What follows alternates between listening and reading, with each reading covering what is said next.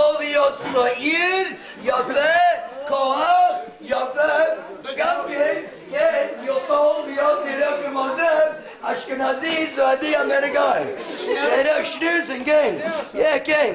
זאת אומרת, אני לא אמרתי את השם משיח, אבל אני אומר, אם יש לך זמן לקרוא, אני אומר, אם יש לך זמן לקרוא את זה בעברית, באנגלית, אתה יודע, אנשים בגרמני, בפרנס, לא יהודים, מקבל אותו וקורא דברים, סליחה שאני נראה כמו זה. אני אומר ברצינות, אם יש לך זמן, אתה יכול לייצר כמו הוא וכמו הרבי, ותעשה חיות לכל יהודים בכל העולם. אתה יודע, אנשים לא כל הזמן רוצים לשמוע, הם רוצים לשמוע מתורה לאנשים יובים וגם אנשים יובים גם כן. ברצינות, אוקיי, תודה. אתה בן אדם נפלא, אתה יהודי טוב, תודה רבה לך. עוד פעם. Welcome to Israel from America. Thank you. What's your first name? And feel good. Thank you. What's your first name? What? Ali? Oh, did the Isaac? Avi Sagebra.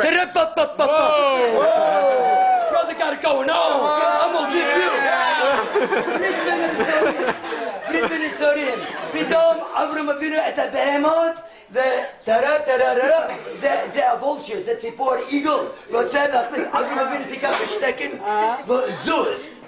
מה זה עניין? איזה מקובל אומר, מה זה פירוש? שדוד המלך רוצה להחריב את הגלות. אברהם אבינו אומר לא. אברהם, אתה רוצה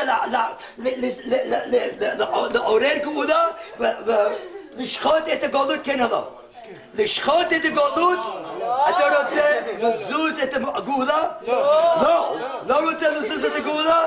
אתה לא רוצה עניין של שלמות, אמת, בלי מלחמה או לא? מה אתה רוצה? אתה רוצה שלמות, אמת, בלי מלחמה? אתה רוצה לא מלחמה. או אתה לא רוצה מלחמה, כן? אתה לא רוצה כן. אוקיי, תודה.